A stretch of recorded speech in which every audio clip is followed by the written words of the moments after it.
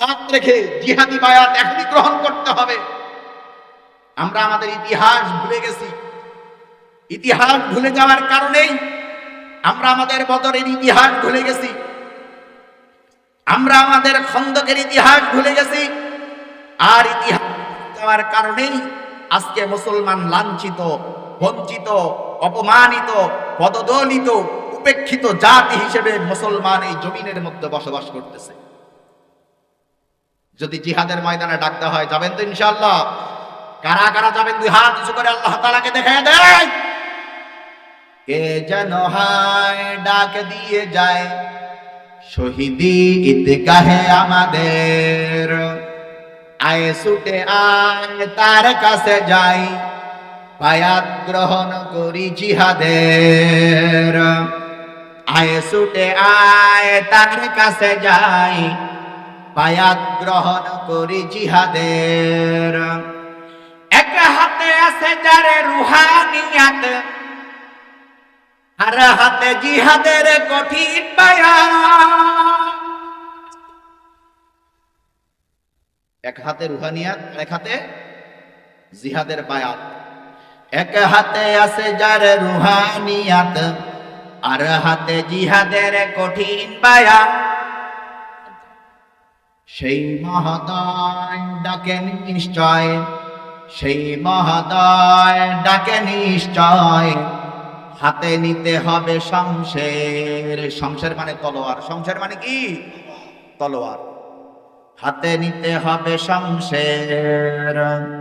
কে যেন হায় ডাক দিয়ে যায় শহীদি ঈদগাহে আমাদের, আয় ছুটে আয় তার কাছে যাই, বায়াত গ্রহণ করি জিহাদের। আয় ছুটে আয় তার কাছে যাই, বায়াত গ্রহণ করি জিহাদের। পড়ি পড়ি মার খায় মুসলিম আজ, তবু কেন বসে থাকা নাই কি রে লাজ। পড়ি পড়ি মার খায় মুসলিম আজ, তবু কেন বসে থাকা নাই কি রে লাজ।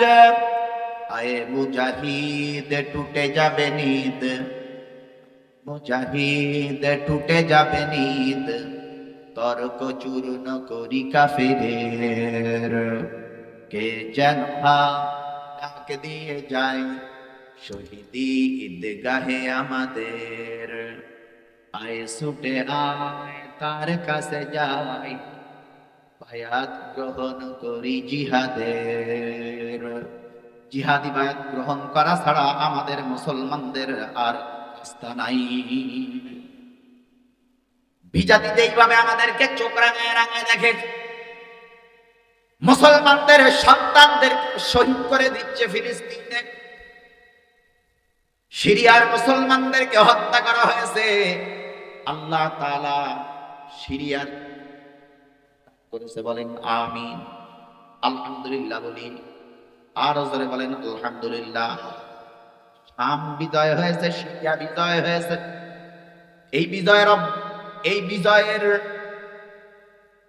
এই ধারা যাতে অব্যাহত থাকে, আমরা আল্লাহ তাআলার কাছে দোয়া করি, আল্লাহ তাআলা যেন এই বিজয়ের ধারাকে অব্যাহত রাখেন। সকলে বলি আমিন। এর কারণ হলো মুসলমানদেরকে দিল্লিতে শহীদ, মা বোনদের ইজ্জত লুণ্ঠন করা হয়েছে। গুজরাটে মুসলমানদেরকে, গুজরাটের কসাই গুজরাটে মুসলমানদেরকে শহীদ করেছে। দিকে দিকে জনতার কান্নার রোল, খালি হয়ে যায় কত মায়েদের কোল। দিকে দিকে জনতার কান্নার রোল, খালি হয়ে যায় কত মায়েদের কোল। অসহায় চেয়ে আছে হায়, শত অসহায় চেয়ে আছে হায়, সাহায্য প্রয়োজন তাদের। কে যেন হায় ডাক দিয়ে যায় শহীদি ঈদগাহে আমাদের, আয় ছুটে আয় তার কাছে যাই, বায়াত গ্রহণ করি জিহাদের। প্রিয় ভাইরা, জিহাদের ময়দানে যদি যান, যদি শহীদ তামান্না নিয়ে জিহাদের ময়দানে যদি যান, শহীদ হতে হবে, রাজি আছেন তো? দিল্লির সাথে ভারতের সাথে মুসলমানদের যদি জিহাদ হয়, বাংলার যদি যুদ্ধ বাঁধে, তাহলে রাজি আছেন তো সেই যুদ্ধে অংশগ্রহণ করার জন্য? তারা যেভাবে উস্কে দিচ্ছে, মিডিয়াগুলো যেভাবে উস্কে দিচ্ছে, যুদ্ধ মনে হয় হবে হবে ভাব, এমন একটা অবস্থা। এই যুদ্ধের ময়দানে যদি আপনি যান, তাহলে শহীদ হতে হবে। কারো হাত থাকবে না, কারো বুলেটের আঘাতে পা উড়ে চলে যাবে, সেদিকে তাকানো যাবে না। কারণ মুসলমানদের সমস্ত পৃথিবীর যত মানুষ আছে, মরণ কয়বার হয়? কয়বার মরণ হয়? তো একেবারই হয়। জিহাদে যেতে তবে কেন এত ভয়?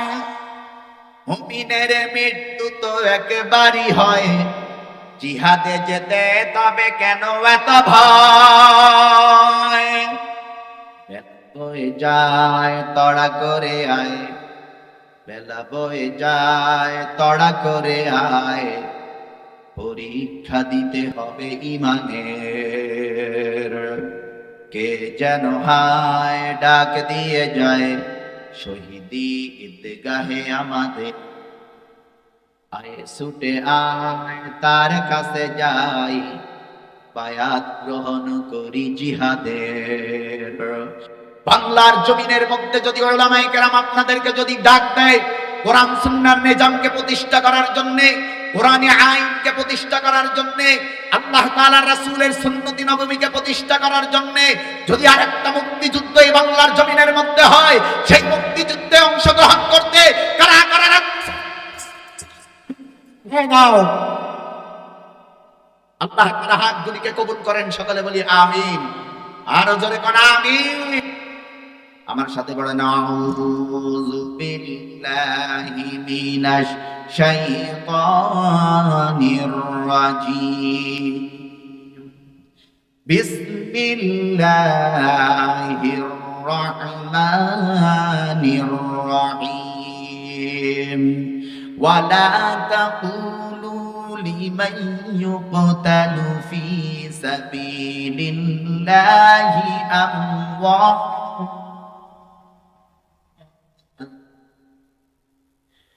বাল আহইয়া ওয়ালাকিন তাশউরুন।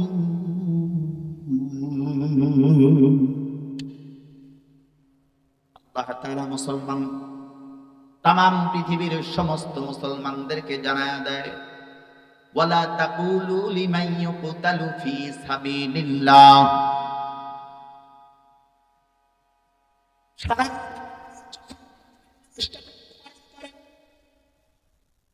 জ্বর হয়ে মারা গেল, সর্দি হয়ে মারা গেল, ডেঙ্গু জ্বর হয়ে মানুষটা মারা গেল, প্যারালাইজড হয়ে মানুষটা মারা গেল, স্ট্রোক করে হার্ট মানুষটা মারা গেল, আমরা বলি সে মৃত্যুবরণ করেছে। কিন্তু আল্লাহ তাআলা ডাক দিয়ে বলেন, ওয়ালা তাকুলু লিমান ইউকতালু ফি সাবিলিল্লাহি আমওয়াত। যখন আমার রাস্তায় কোন মানুষ যখন জীবন দেয়, আমার রাস্তায় যদি কোন মানুষ জীবন দেয়, সে যদি আমার রাস্তায় এসে মরে, লিমান ইউকতালু ফি ওয়ালা তাকুলু, তোমরা তাকে বলো না লিমান ইউকতালু ফি সাবিলিল্লাহ, যে আমার রাস্তায় জীবন দিল। সাবিলিল্লাহর রাস্তায়, যে আল্লাহ তাআলার রাস্তায় জীবন দেয়, একে তোমরা মৃত্যু বলবা না, মৃত বলবা না, আমওয়াত তারে মরণ বলবা না। আল্লাহ তাআলা বলেন বাল আহইয়া, বরং সে তোমাদের কাছে মৃত হলেও আমি আল্লাহ তাআলা আমার কাছে দুনিয়ার ওই ব্যক্তি হলো জীবিত। তোমরা তারে মৃত বলো, কিন্তু আমি আল্লাহ তাআলা তারে জীবিত বলি।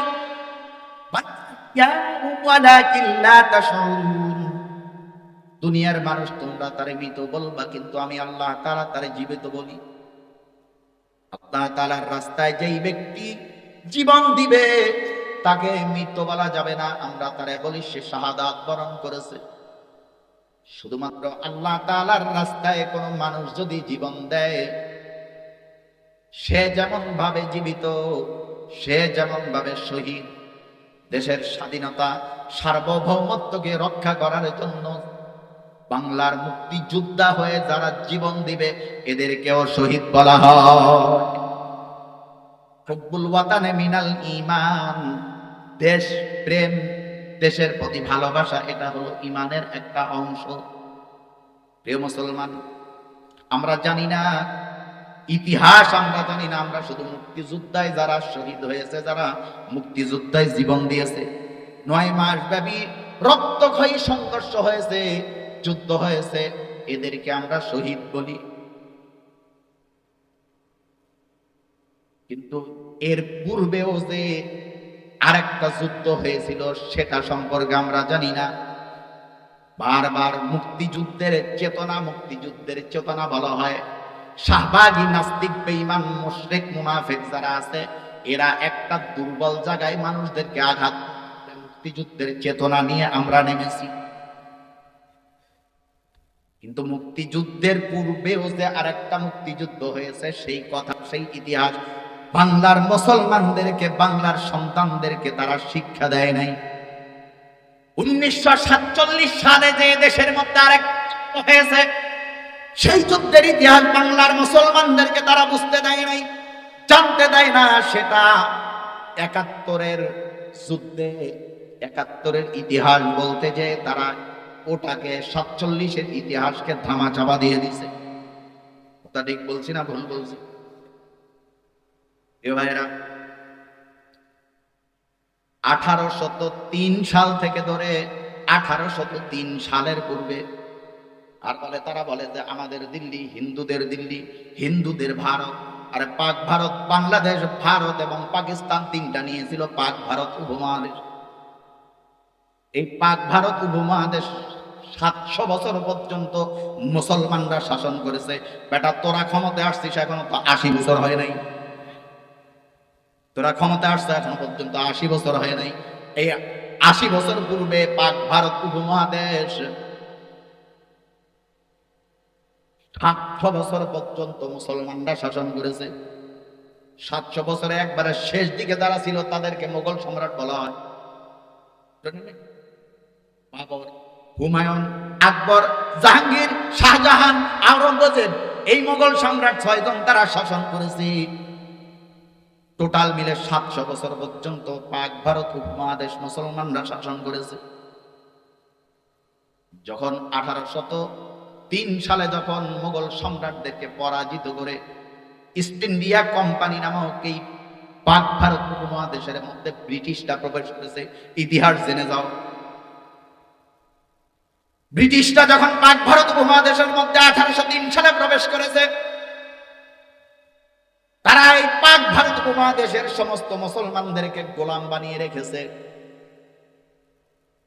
গোলামের মতো আচরণ করেছে, কাজের লোকের মতো আচরণ করেছে। যা বলতো তাই শুনতে হতো, যা বলতো তাই শুনতে হতো।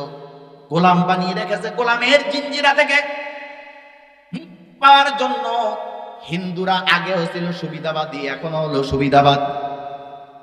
এরা সুবিধা ভোগ করার জন্য তখন তাদের সাথে অনেক অনেক হিন্দু তাদের সাথে মিলে মিশে তাদের রায় দিয়ে দিয়ে সুবিধা ভোগ করত শিখেরা।